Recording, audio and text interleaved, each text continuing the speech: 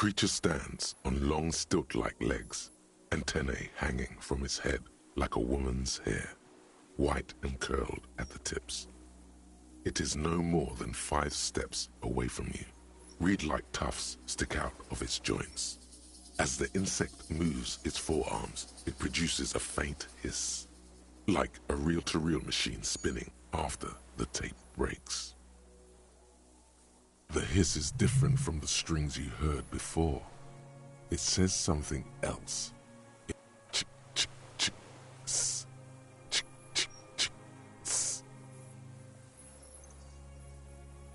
It is.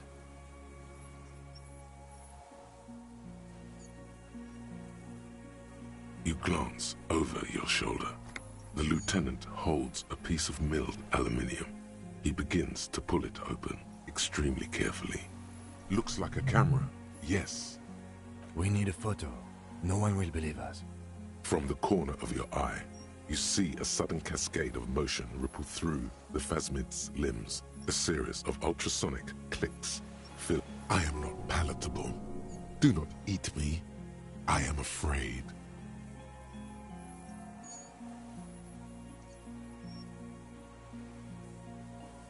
With the sound of metal sliding against metal, the lieutenant reveals the lens. The glass glints in his hand as he begins to slide in an ampoule. You see the phasmid turn to him, its mandible antennae reaching out. The motions are quick, sudden. The ampoule will produce a loud hiss. You're right. It could scare it away. I need a better moment when it's not looking. I'll wait. I'm on standby, he thinks, his hands sweaty around the machine. The spindly mechanism turns itself back to you, its antennae taking their measure of the air, slowly.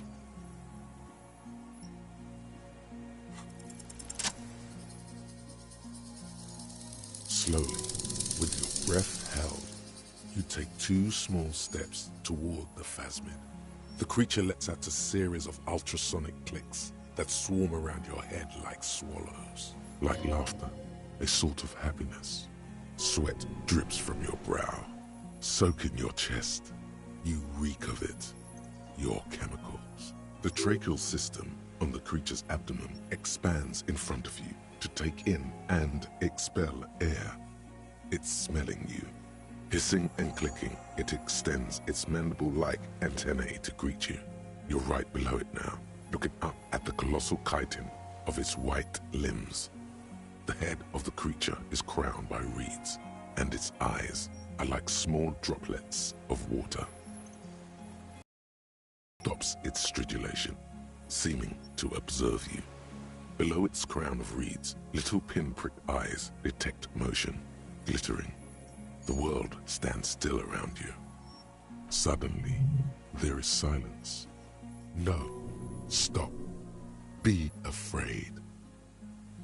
As you do, the invertebrate comes to life, its limbs moving independent of each other, as if each has a mind of its own. They are white, like stalks of porcelain, knitting above you, praying to you.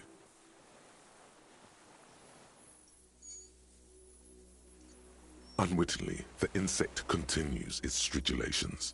As it moves, tuft-like structures, still pretending to be plants, rustle along on its joints. Perhaps it is preparing to eat its god. Maybe it is real, the pheromone. The insect's head is crowned with reed-like scales, the shape of seed heads. They rustle as the air moves. The ventricles at its abdomen continue expanding, like lunglets. Breathing you in, your sour, greasy semiochemicals on the breeze. No reply. A total ancient silence comes from its mouth, along with what appears to be some kind of foam. You were right. Little bubbles form on the mouth parts of the creature, on its segmented lower lip. The faintest smell, like you've never felt before, like burnt roses. Careful, it may be poisonous. The foam slowly turns a darker shade, like burnt caramel, as the insect moves its mouth parts, masticating. The little bubbles begin to burst, one by one, letting out that same smell. Apricot blossoms, white blossoms erupting, a sensation like cold hands on your face.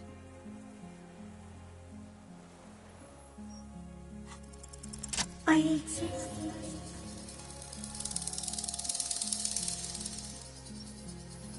Tell me what it's like for you. Yes, holy is the Lord of hosts, and all the earth is filled with his glory. Now, I will tell you what it's like for me.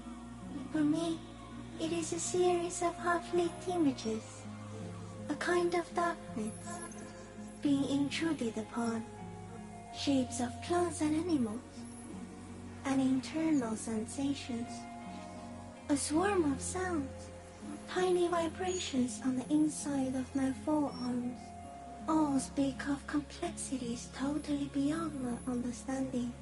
I am at the end of a narrow funnel, weightless, so light, it only feels like something to be me. In truth, perhaps I'm nothing. I certainly do not have a soul, and if I did, it would never ache.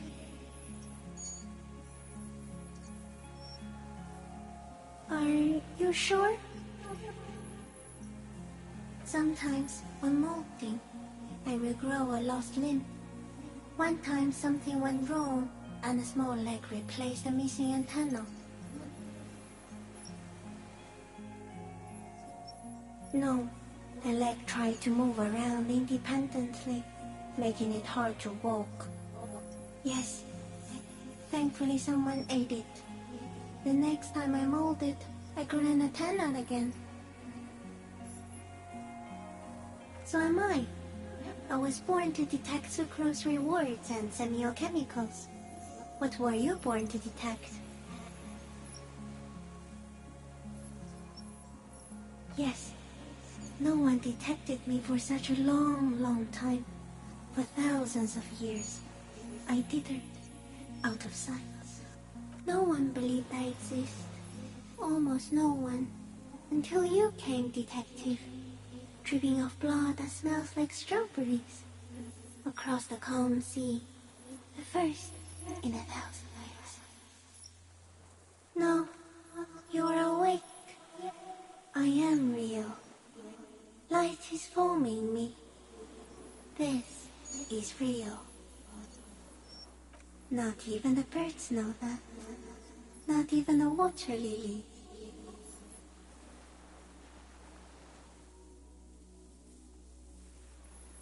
I think we should eat it. If it's a leaf, you can put it in your mouth. Or read. Yum yum. Wait, so... Yes, they don't mind. Yes, I once cloned myself and ate the little ones. It was winter, and I woke up at the wrong time. It was an accident. I am an unknown species of the order Phantasmadia, endemic to the Insulandian Insula. For the last 350 years, I have hidden in plain sight, masquerading as the reeds, molding, cloning myself, unfolding at night to play with trash bins and boys. It may have unknown, dangerous biochemical characteristics that help it maintain its camouflage. No one unnoticed by the first settlers and the land surveyors of the suzerain. Also, by the soldiers of the revolution and officials of the occupation. Even the Seminese islanders who came here first, but did not stay. I have stayed hidden through 4 forms of government and 2 scientific revolutions, until I was accidentally discovered by a detective of the citizen militia in Rebelshaw, district of Martinez, March 51. Yes, I do not have a starter display, so I use a neurodegenerative element to aid in camouflage. Do not worry. It is only destructive over long periods of time. The deserter. He's been here for a long time. No, you are. The moral of our encounter is, I am a relatively medium life form, while it is you who are a total extreme madness. A volatile senior nerve system ominously new to the planet. The Pale too came with you. No one remembers it before you. The Nidarians do not. The radially symmetrics do not. There is an almost unanimous agreement between the birds and the plants that you are going to destroy us all. It is a nervous shadow cast into the world by you, eating away at reality. A great, unnatural territory. Its advent coincides with the arrival of the human mind. You are a violent and irrepressible miracle. The vacuum of cosmos and the stars burning in it are afraid of you. Give me enough time, you will wipe us all out and replace us with nothing. Just by accident. We suspect it will be something like the oxygen holocaust that wiped out anaerobic life 2.6 billion years ago, when organisms first started breathing. Only much worse. Instead of air, you exhale thoughts. There are no trees that eat thoughts. Everything your eyes touch goes back there, behind the nose mirror. What if you blink? Are we still here? Please don't blink. What if you misplace us all one day, or just forget?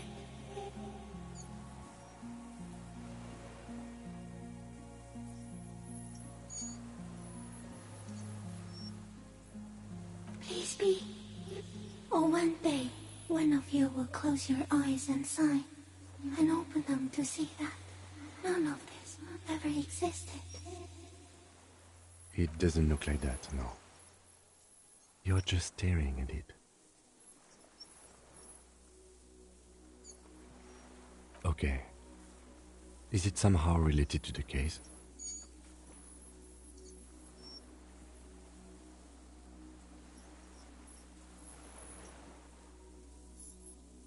I think we should take the picture, and then you should back away from the unstudied species.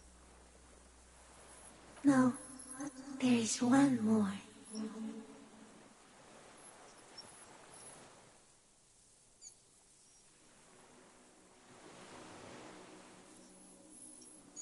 Thank you. I also have one more thing to say to you. That woman, turn from the ruin. Turn and go forward. Do it for the working class.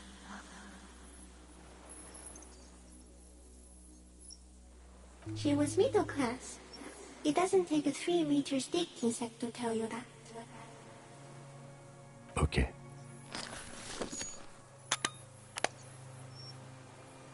There is no change in the insect's motion while it's being aimed by the camera. It remains fixated on you. In 3. If it moves, you jump back. I'll shoot. Here we go. 3, 2, 1. The shrill flash of the camera cuts the air like the blade of a sword. The phasmid freezes in its bright light. Head turned toward the lieutenant, hypnotized by the flash. It stands frozen before you. The sweat on your arms feels cold as ice, as if you're frozen as well, in the shadow of this great statue of chitinous marble. I got it.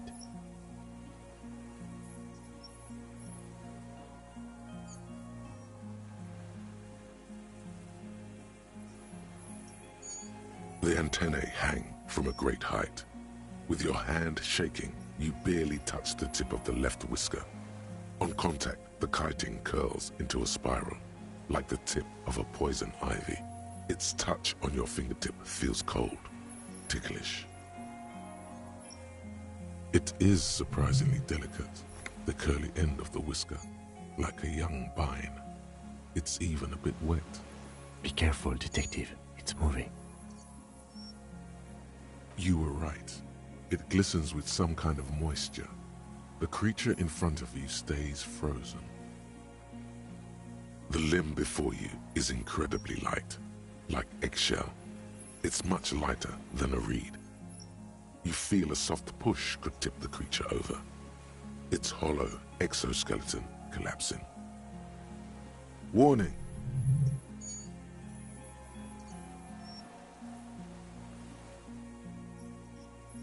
A small shudder passes the creature's arm. High above you, its black pearl eyes still glisten, mesmerized by the light passing its nervous system. It tastes like sugar, very faint. The anthropod towers above you, tufts of reeds pointing from limb and head alike. Odorless, mostly comprised of water. Another shudder pulses through the creature's limbs. It jolts back to life, like a record continuing where it left off. As you're turning away, the phasmid mirrors your movements, stepping on the water, the long limbs carrying its feather weight without breaking its surface.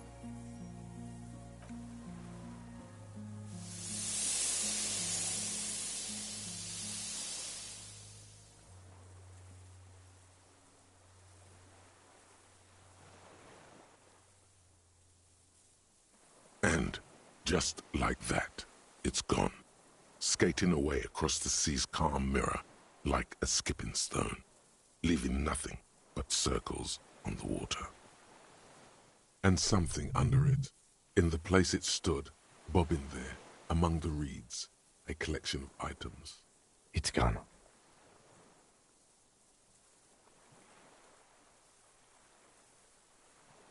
Apparently, yes, like a water strider. Only, I've never seen anything like that in my life. Looks like a nest of some sort.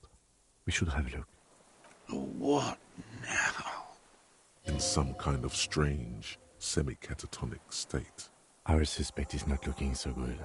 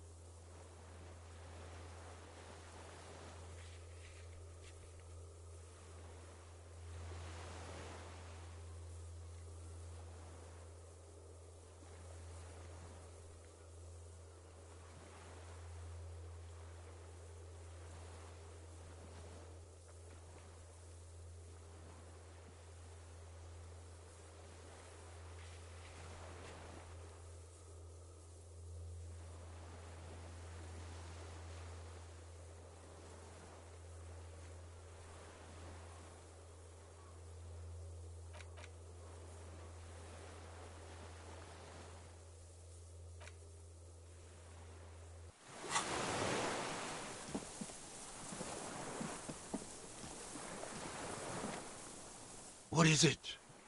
What do you want from me? I can't go. Something is very wrong with him now. See? Mr. Dra... The man does not respond with fear and longing. The plastic cape feels coarse. A light shiver passes the man. Other than that, no reaction.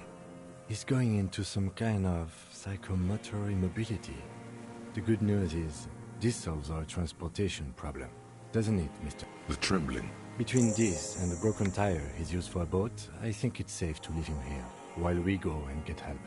It will need to be medical first, I'm afraid. He stares into the reeds. Your words don't stir anything in him. Perhaps you should... I lost. He turns his eyes to the reeds again. He lost the scope. Then it somehow made its way over there. With the help of a magpie phasmid. This sight is a T9, Mr. Dross. Was it attached to the rifle? Silence. You've gotten all you will out of this poor being. No reaction. This is an old man, at last. No longer a tin soldier. Let's have a closer look at that after. I think I'll be more useful than him. Nothing. The last embers have gone out. The plastic cape flaps around his face in a gust of wind. His back is slouched and his mouth open. The blacks of his eyes are receding. His pupils are returning to normal. The strength has all gone out of him. Old age and shock. Yes, the arrest and the appearance of the phasmid, the combined stress. There's much more. Quite a few things about that health check you did on him make sense now. That could be part of the shock. But you're right, something is off here. No response. Then how did we see it? Oh, you mean, whatever does this, does it over time? Teenagers, kids, drunks, sightings are brief, and hence not credible. But anyone who spends a long time with it. Mr. Dross. The doctors will have to look at this. I hope your station has better medical personnel than... He was energetic and articulate. After all these years alone, with little hygiene or medication, I would expect worse. He does not seem to be animated now it's left. Honestly, I'm ready to believe anything at this point. Maybe it is psychoactive. I mean, why not? It's 3 meters tall. Told you? Yes, good. During your long staring match, I understand. He did seem distressed when it finally came to arresting him, like he didn't want to leave this place, and the insect maybe. I have absolutely forgotten to take notes. I hope I remember all of this. This will be one hell of a report. Thank God we have the photo. We should think about getting back to the mainland, to get help. He'll be safe here, if we don't take too long.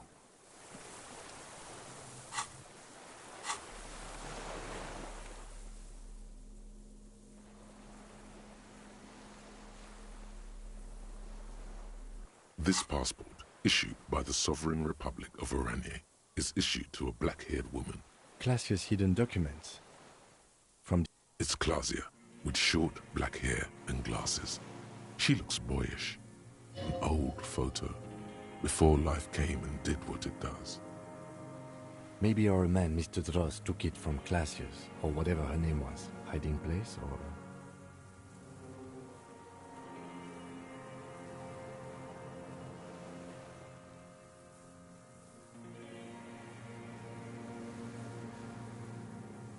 Like a magpie? What a coincidence. Then it would also have collected the other objects. By now, the lieutenant has accepted your unusual methods. I can see how the helmet could wash up on the island. And the scope. Maybe Mr. Dross lost it. But to seek this out would be very unusual behavior for an arthropod. Would it? Maybe it was simply curious. A curious octopus would do something similar, or even a cuttlefish. An octopus belongs to a very different class. It's not even an insect, it's a mollusk. But yes, I see your point.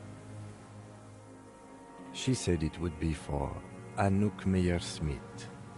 Anouk Meyer-Smith. Katarzyna Alazia was supposed to be her real name, where Klazia comes from.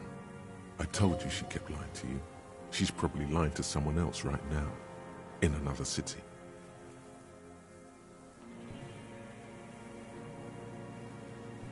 No, she lied to us. Her so-called real name was not her real name. Somehow she's managed to lie to us about that too. I don't know, but it's not Katarzyna Alasia, or Klasia, or Anouk Meyer-Smith. We didn't even scratch the... Perhaps it's better that we didn't arrest her. Who knows what hell she'd be raising in my district by now.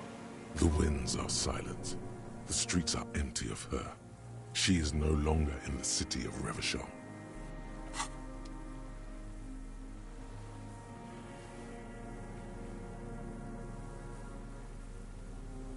The cover of this tattered paperback features the man from Yeomdar. Behind him rise the harsh, snow-capped peaks of his native Northlands. In bold red letters, the title, Yeomdala Man, the man from Yeomdar. These images speak to something burbling deep within you. The primal struggle of a bunch of... The back blurb reads, his latest adventure serves as the perfect introduction to the savage Yeomdal saga.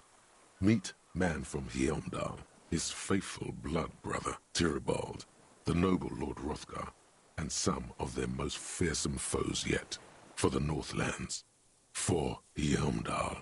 Below, in smaller font, you see the parenthetical, adapted from Man from Yeomdal, a brazen attempt to bilk fans for more money by splicing together old stories under a new title.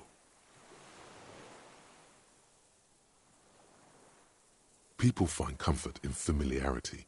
Remember, the story opens in media res. The man from Yeomdal and his band of northern reavers are in the bowels of an ancient temple, surrounded by an army of gibbering whites, led by the deathless necromancer. One by one, the brave Northmen fall to the relentless crush of undead, only to join their number as reanimated corpses. By nightfall, only the man from Yeomdal and his blood brother, noble Tyribald, are left standing against the dead horde. It is an honor to die by your side, brother, Tyribald cries, as 9 Tyribald, the man from Yeomdal, bellows over the army of flesh and bone. Have courage, for the Northlands, for Yeomdal. He leaps to the mezzanine to... The writer has never held a sword in their life, let alone 2 two-handed swords at the same time. It is physically impossible for a human being to effectively dual-wield, and with deadly finesse, his twin blades scissor the necromancer's head from its body. The undead leap. A few chapters later, the man from Yeomdal and Tyribald are in a completely different... This book makes a mockery of the very idea of good plotting, though something tells you coherence was never the point. The Northmen find themselves. The man from Yeomdal extracts a high price from the desperate king. He asks, "What do you mean?" Because the flame of justice burns bright within his chest. Because, above all, he's driven to bring honor to the name of his beloved. What do you mean, is that all?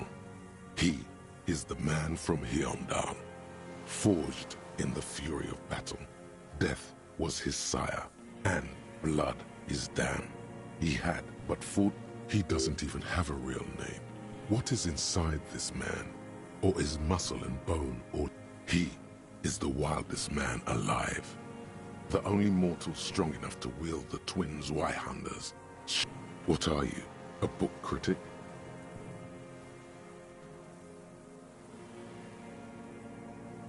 Enough. You're ruining the pacing of the story. What pacing?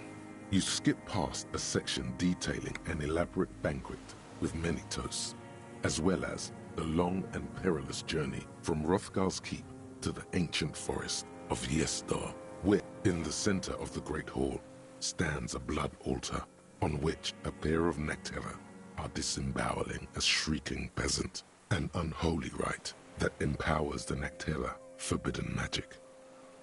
As the vile ceremony ends, the sound of steel unsheathing draws the Nectera's attention. This is what you came for, isn't it? Swiftly, the visitors toss off their cloaks and unsheathe glimmering northern steel. It's the man. In an instant, the Nat-Header summon a horde of gibber. Oh, for fuck's sake. When the din of battle settles, only the man from Hyomdal and Tirabol remain standing, exhausted and dripping with... He probably is, but you can't be sure, because this one ends in a cliffhanger and a footnote saying, "To be continued in." Considering the sheer amount of different Hyomdalaman books, the man from Hyomdal stares at you.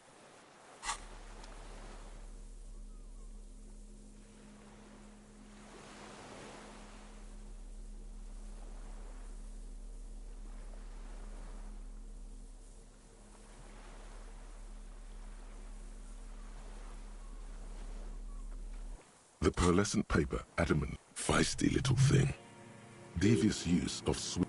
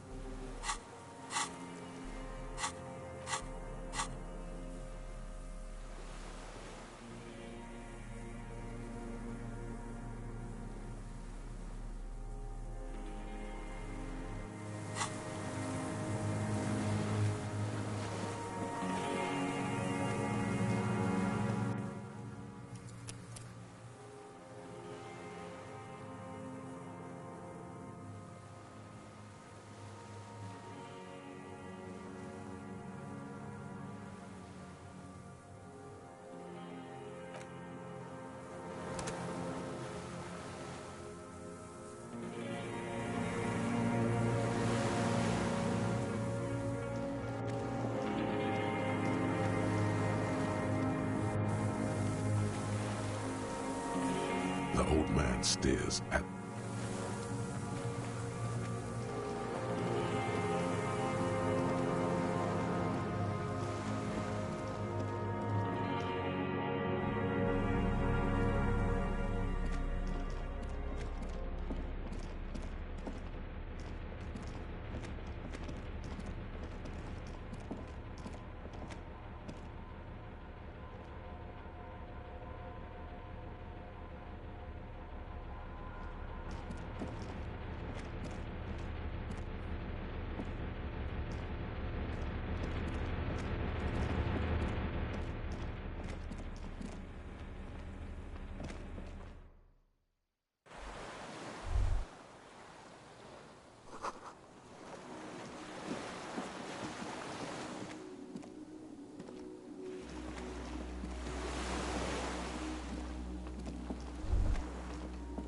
The dry grass crackles under your feet as you stop.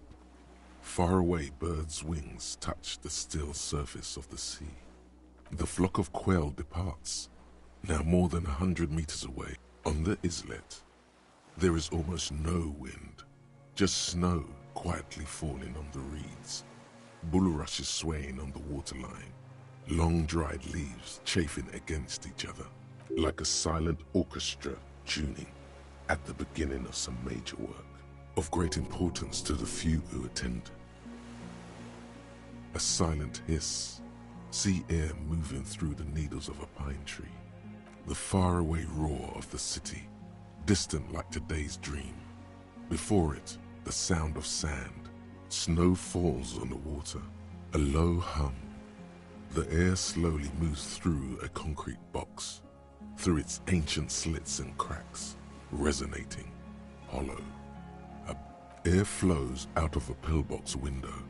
There is very little there. A flake of snow falls on an extinct, a jitter, a sound impatient to happen, but not yet in this world. You hear some kind of limb fidget, producing an imperceptible tick. No, it's just your imagination. You can't hear such things. Yes?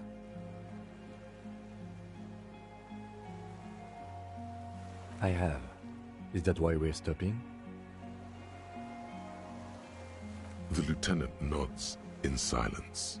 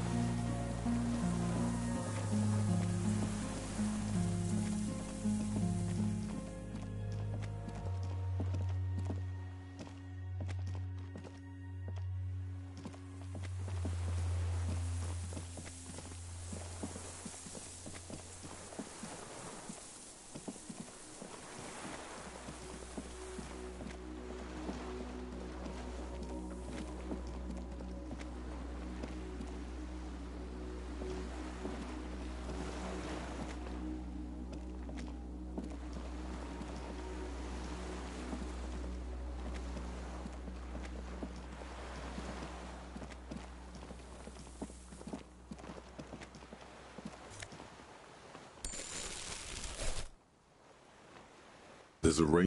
B triple prime.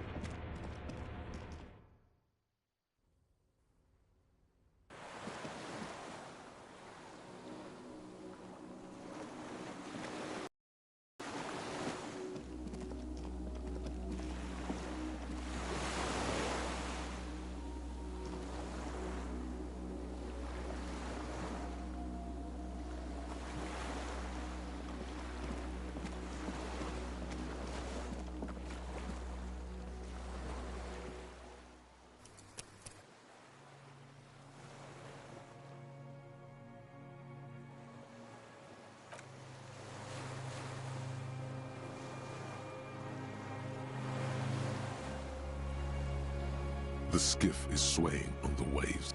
Let's. We are done here. The skiff rocks gently under your weight, but for the sound of conversation on the water. Two men and a woman stand on the concrete square of a nameless village. You reach the jetty and climb out of the skiff.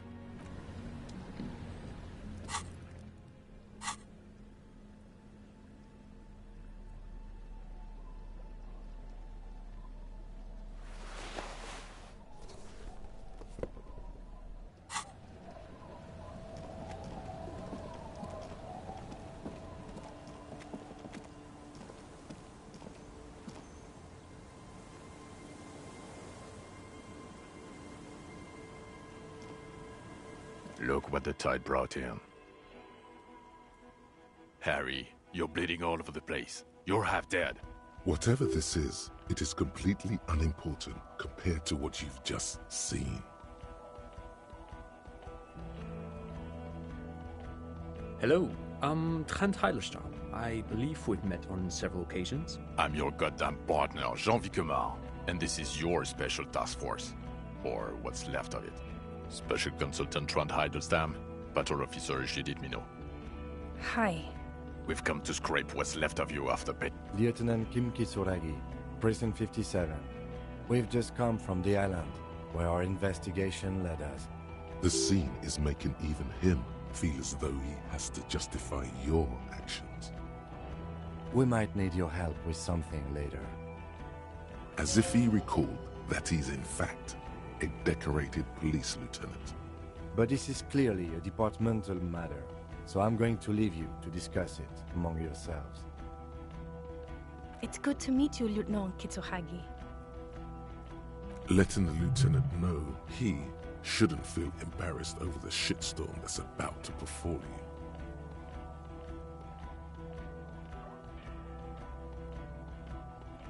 you. Ari, we want to help you. Trent, I believe this is where you come in. I don't quite know what I'm doing here. I was asked to participate as an expert. I think I need to manage your expectations a little. I'm at best an enthusiast. My background is in something else entirely. I engage in neurology on a merely theoretical level. In fact, I should probably get going. No, Trent, it's too late. You're part of this shit now. What have you got to say for yourself, shit kid? What does he have to say for himself? Shit kid. What an interesting moniker.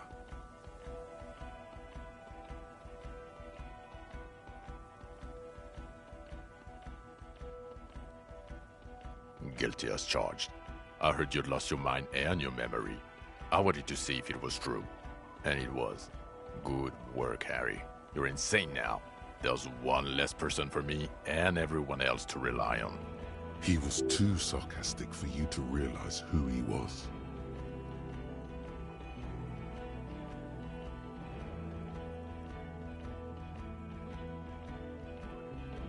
I'm clinically depressed, Harry. Sorry if I wasn't in the mood to batter you up after you told us to fuck off. Did you? Or did you literally not recognize my face? We've been partners for how long, Harry? Don't answer that. You don't remember. Absolutely no idea. 100 years? Judging by the familiarity you feel toward him. 2 years minimum? Or maybe a short but close stint on the task force.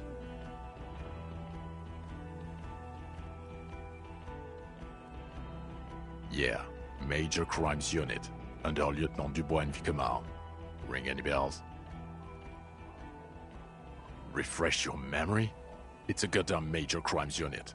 There's you, me, Jude, Tron fucking Heidelstown, and Guillaume Baby. I'm technically just a... Oh, fuck you. You're part of this shit show. Oh, that's an interesting story, actually. Guillaume Bevy is a police reporter who joined our team. He was really good. Then he left. Other people have left too. Good, smart people. People we won't get back. Only me and this really patient patrol officer are still here. Is this Guillaume Bevy blonde and partial to sunglasses?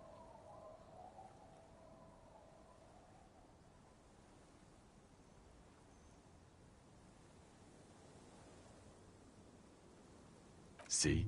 There. He's getting it. I was impersonating him. Look at me, I'm G. Bevy. It was going to be funny, but then you really did have brain damage. So not so much anymore. He sincerely thought it was going to be amusing. For both. Do? It's a Major Crimes Unit. We clear the desk of cases so Precinct 41 doesn't look like the worst station in town. We are shit tier now, Harry. Because of you. The 41st isn't...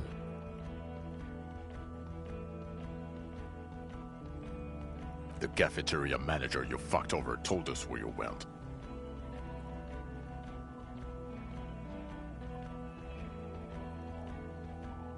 And the people on the street helped us too. You're a legend among the drunks, Harry. A legendary local drunk.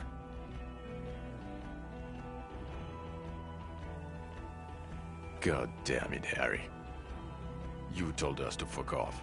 You said we're cramping your style. Your detective god. Fuck everything. All will burn. Detect or die.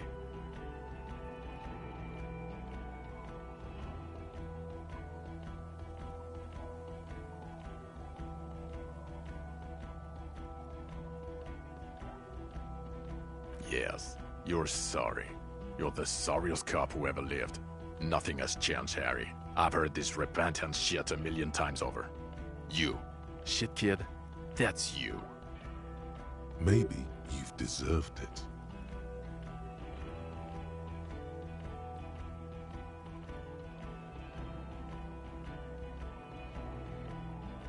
Yes, I'm Tran Heilerstein.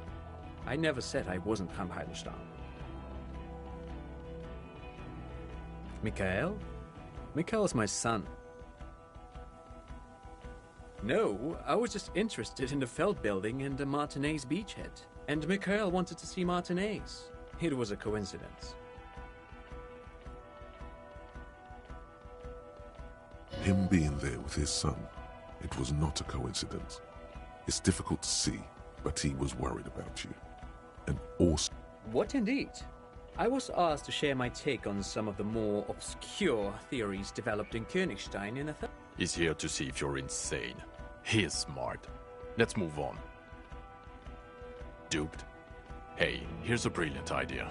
Don't be a morbid drunk and you won't be duped so easily.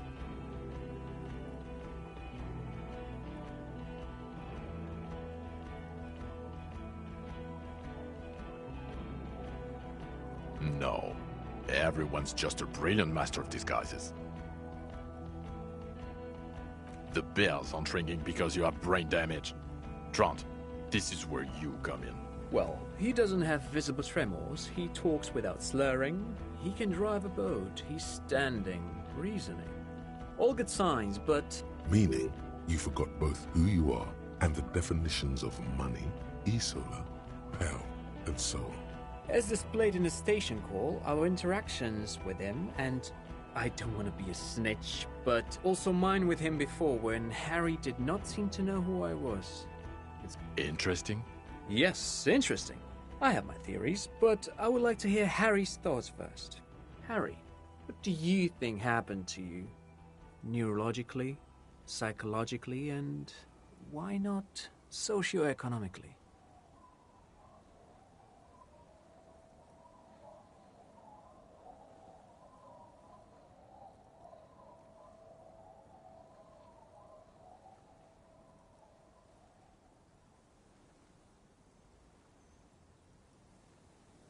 Corresponding to the 20-centimeter hole in your brain. Sure.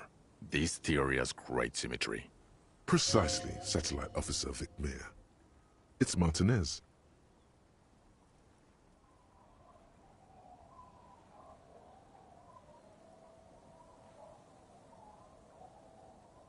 This sounds odd, but I was there. The church on the coast was shaking from an audio-spatial anomaly. It may have been anthroponetic or perhaps related to radio waves. Either way, it was real. I've even put it in my report. You should read it. I do not, however, think it has anything to do with him drinking himself to the point of brain damage. Thank you, Lieutenant Kitsuragi. Just to clarify, I do not think his other anthroponetics are a hoax. Pale produces global phenomena. It's proven. However, what has not been proven is total memory loss after drinking too much Komodo Red. But Detective Vigmare, he has blanked out before. Yes, a couple of times. After some of the more serious benders. One... So you don't remember? Interesting. So at first he dipped his toes into it, prepared. That's where he would have gotten the idea, yes. What do you mean? Well, here's my theory. What if this is an absolutely normal reaction to the world we're living in? What if this is not a significant anomaly at all? Something to be explained. Look at the ruins, the neon. Listen to the radio, the multitudes, the people. Live here for 40 years. As a police detective, he's like a magnetic reader on the world tape, to borrow a known metaphor. Hardwired to the free market. He just needed for it to end. Okay, Trent, thank you. That's absolutely meaningless. I'm glad we brought you. Will he or will he not be able to work in the major crimes unit? Is he a cretin now? I want to know that. He's not a cretin, and he is able to do work. If not in his previous leadership role, then as a line detective.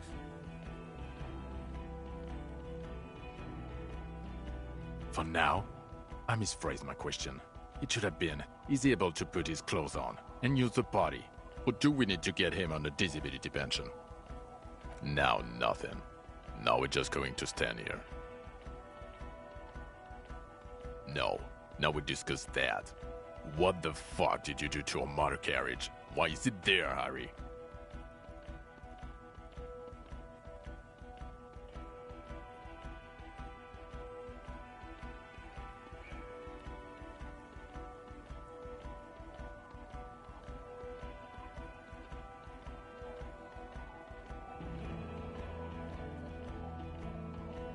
Jacob Irv. I know who Jacob Irv is. I wanted to give you a chance to stop fucking me. How naive of me. It doesn't matter. Your badge, Harry. Show me your badge. In a rush to demonstrate your badge, your eager fingers can't sustain a grip on the smooth plastic, and the badge slips out of your hand.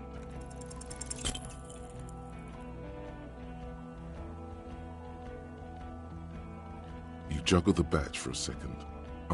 Ouch! You strained your elbow. He has it. He has it, Jean. It's his badge. And your gun? As if having your badge and gun are natural states. What is it with all these material objects?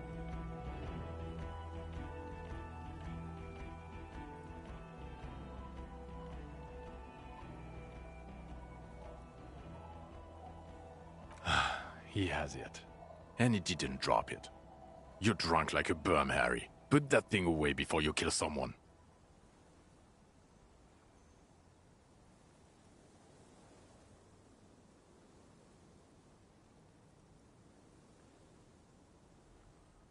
I don't buy it. Why do you smell like a corpse then, huh? He's wounded. It's been a long week.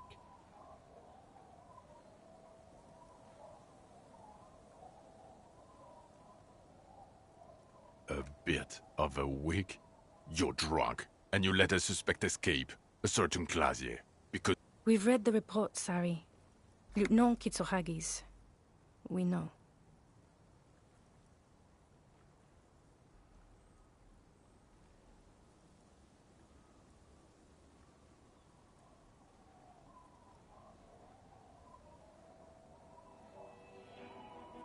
Oh, well. If she was specially trained. I'm not even gonna get into the other suspect, or the fact that you're Everclear's little peony now, doing I don't know what for him. That's small-time stuff. That's nothing. Compared to the 7 people who were gunned down, the streets are literally He did everything he could. We did everything we could. The company hired unvetted mercenaries. Lieutenant Dubois got between them and the locals. He did so at considerable risk to his person. Remember, he was shot. We stopped an execution, not a negotiation. The loss of life was minimal compared to what it could have been.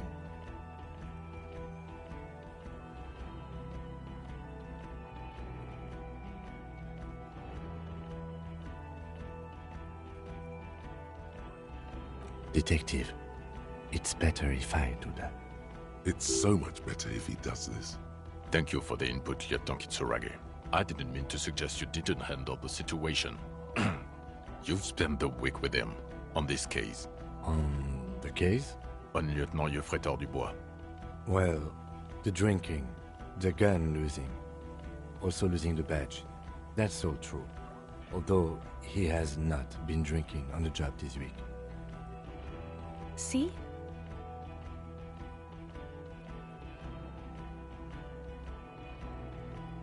One week.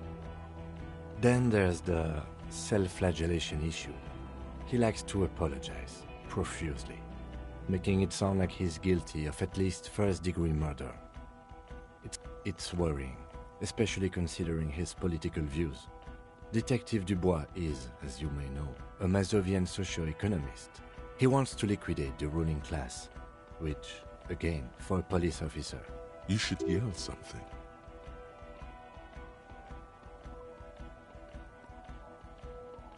The RCM consists of policemen of the state that is, so a little discrepancy there.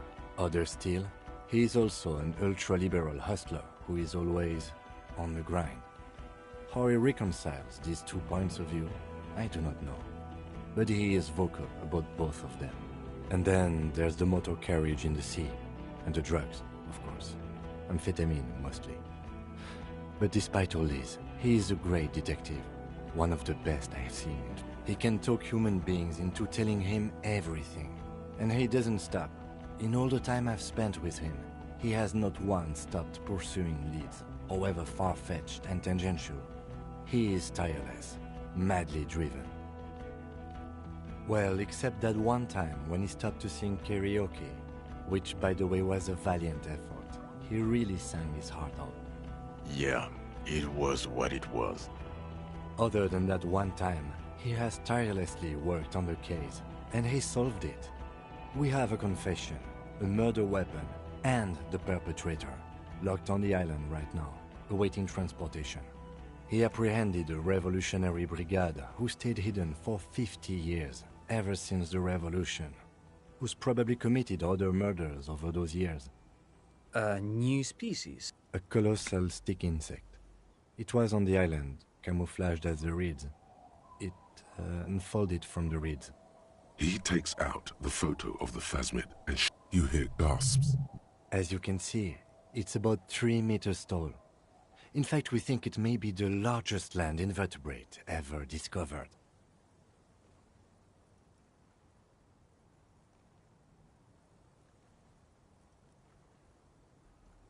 Fucking hell. Is this somehow connected to the case? Detective?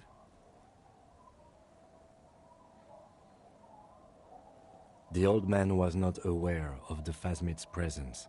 Exhibiting a strange, atypical dementia, he fell into a stupor after its appearance. He became near catatonic. So it is connected. I must say, this is absolutely extraordinary. I don't even have words for it. Yes, it really does make it hard to fire the drunk. This is a very, very sad man who has just seen something that's made him forget his sadness. Now you make your case. Now is the time. Now or never.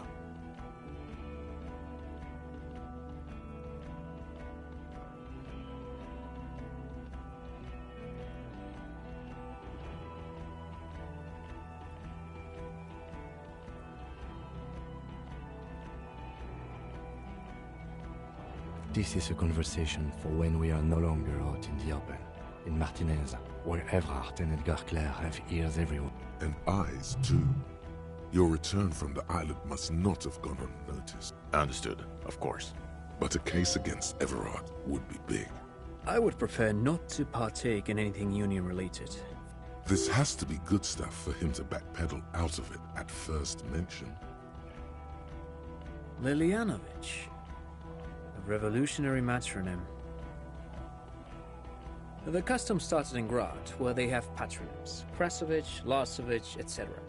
The revolutionaries saw this as a chauvinist atavism, so they used matronyms, derived from the mother's name instead. This man's mother was Lilian. His Lilian's son... So, it is what a soldier of the ICM would be called. Thank you, Trant. Thank you for that piece of cultural theory. Of course, excuse me, He wasn't quite sure about the straggler before he heard this detail. It must have convinced him. Jealousy? I thought this Lilianovich was an old man.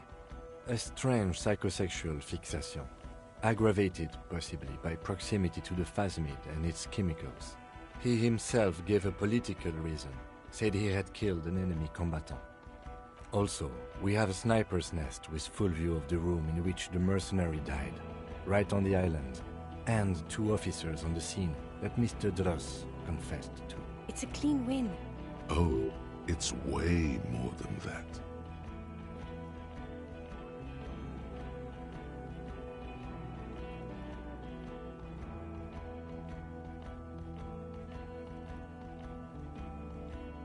That's not how personal relationships work, Harry.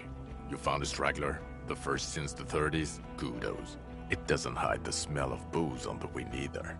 God damn it. Doesn't it ever leave? It is there, like in your bones or something. It will pass in time.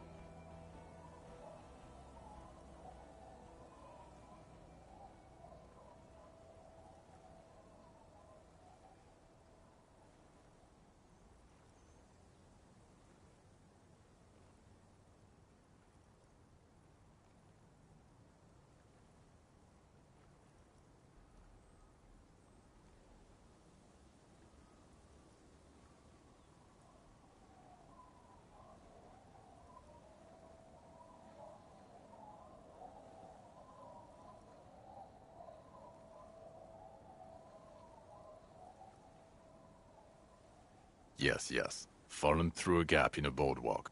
The body was transported to Precinct 41, our morgue. You're not the only cop in the world, Harry. Still, good work with the missing person, Detective.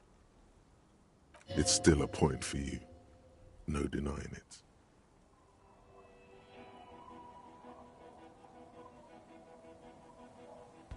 Who's Kuno? You don't want to know.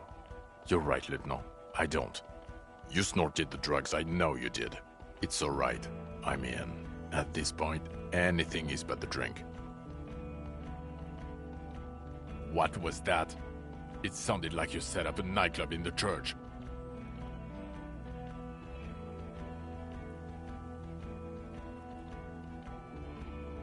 Get a grip. No one cares about your anthroponetic adventures right now. 4 kids were living in a tent on the ice. They were going to drown when it melted. It's not optimal, but the building was abandoned. It's not that okay. Get off this subject now. Female? You had to see it.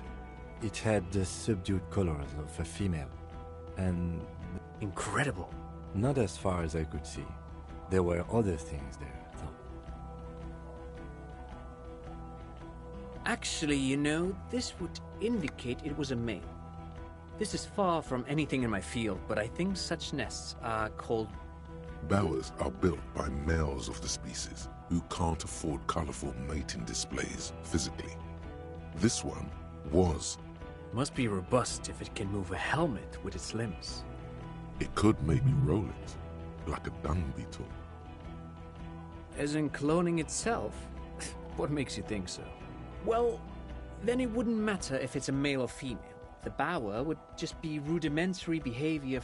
That makes sense. Very interesting. Such organisms are extremely vulnerable to disease. A single strain of bacteria could wipe out the... In his mind, he's already planning a nature reserve and knows a good guy for that. Yes. That would be a chiromone. A pheromone that's seemingly beneficial to the host. It usually stimulates the effect. There are species of bees that, under the influence of chiromones, take wasp larvae to their hives. Ants do the same with aphids, thinking they're... Nothing is off the table. But I want to stress this. The find does not have to be connected to the case. The case is 100% prosecutable, without any chiromones. Of course, Lieutenant. Of course. We should treat the case and the phasmid as completely separate from each other. People are not going to... They're not going to go for this speculation in the constabulary. Yes, but also reed-colored, beige and brown, a little green on the outside. Incredible. The PR value of this is exceptional. Cop discovers new species. This would really help with some of the, Absolutely, this is great. This does not say vigilante murderers to me at all. This says science, news, human interest. You know, it's a really good thing you have that photo.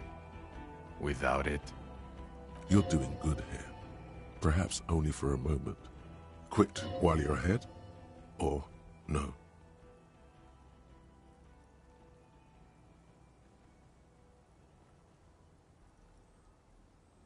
I don't know what a doomed commercial area is.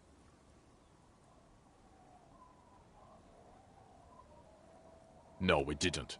It didn't turn out to be anthroponetical again. Enough with the solary pale 2mm hole in the word line. Paradox B is a fringe science magazine published in Grad. Its mission is to explain theory. It doesn't look like the lieutenant wishes you cut it out, is indeed what he is thinking.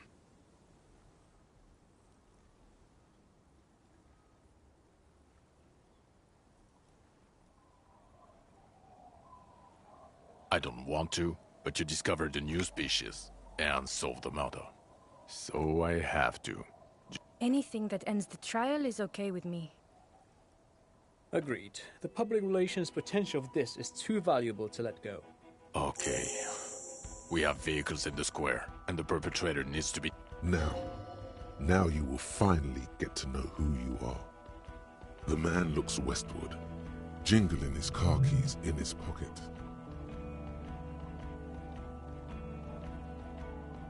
Who are you?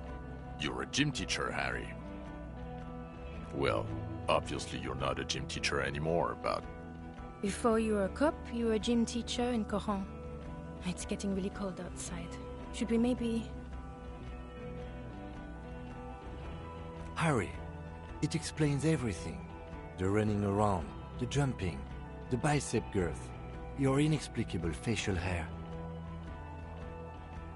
The fact that you don't seem to know what homosexuality is, and how you're able to perform a 360-degree spin kick too. Also, this guy. Just everything about this guy. And this guy, too. God, even this javelin-throwing freak here.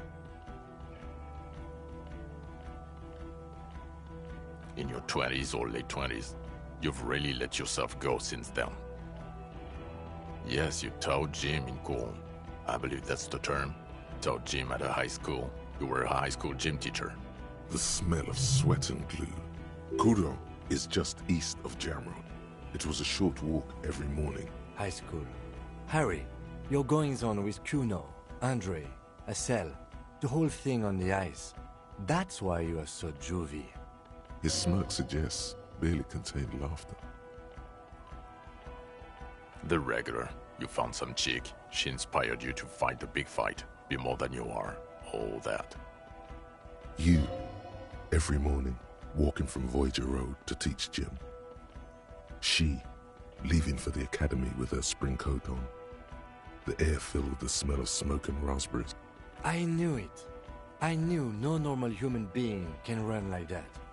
He's an honest-to-God gym teacher. Who is Lena?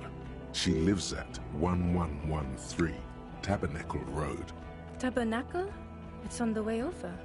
Near where you live on Perdition. Fine, if we're gonna drop you off anyway.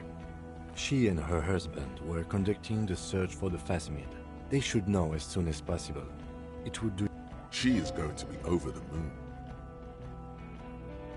It's not a mystery. Some chick fucked you over. Also, you're a drunk. You really went with it too. Really maximized the damage. Dubois? It was Dora Ingelund, I think. You've said her name, but you weren't married. You were engaged. Something like that. Half Vazan. Vasa is where beautifully and impossibly blonde people come from. No one is married anymore. This is Revachol. God, I don't know. 6 years ago, she was way before my time. 6 years and you haven't gotten over it. What the hell is wrong with you?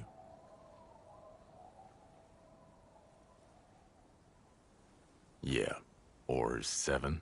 You're not doing too good there. It's an old man thing. 2 old years equals 1 normal year. That and Dora Engelund really tore you a new one. A big one. Incredibly bangable.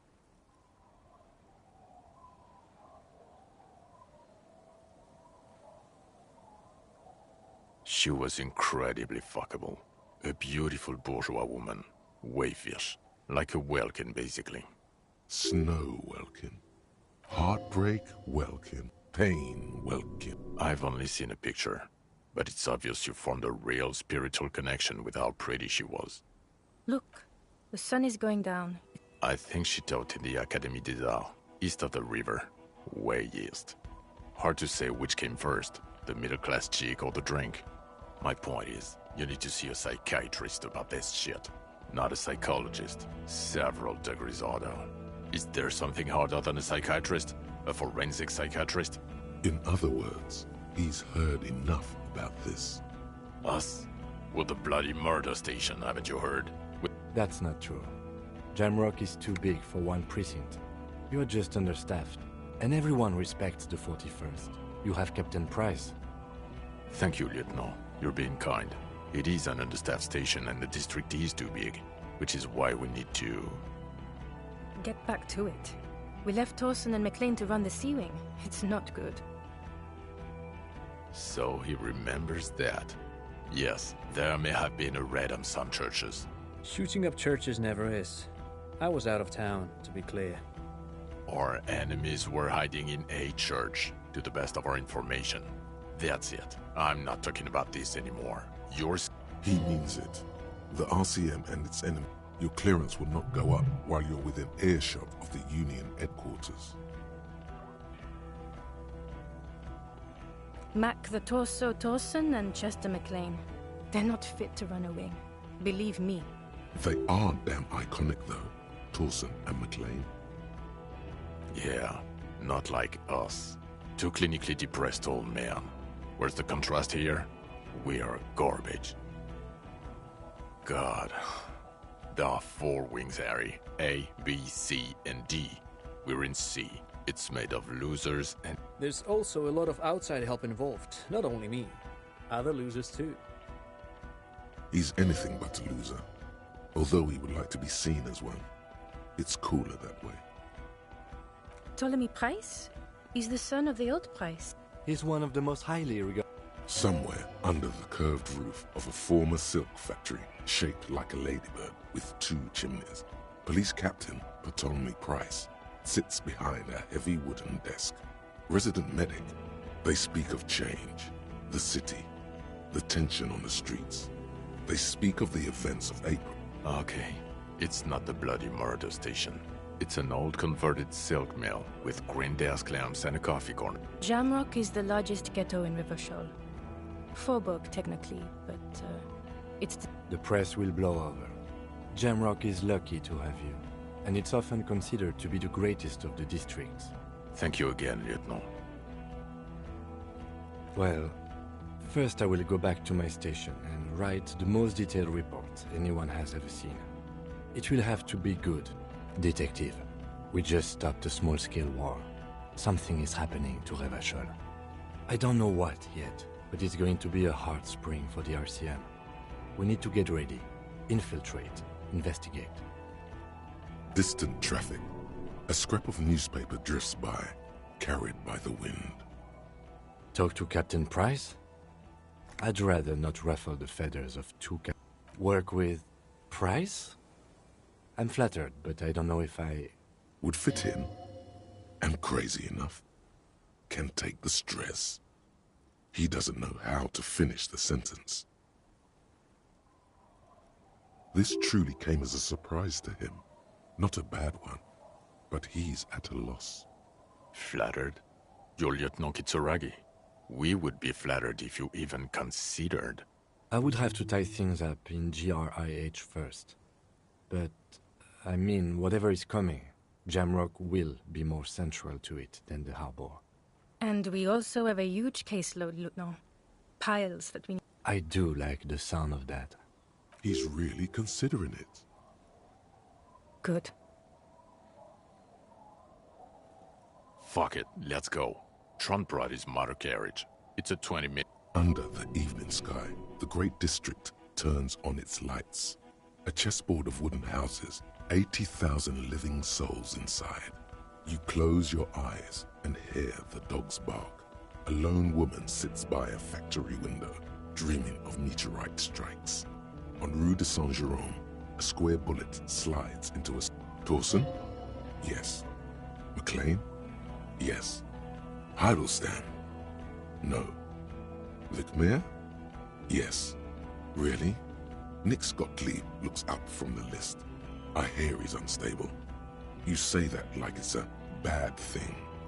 Captain Ptolemy Price gestures with a ballpoint pen. It's dim in his office, and the curtains are drawn. Wonderful. Then can we please just go back to Jamrock now?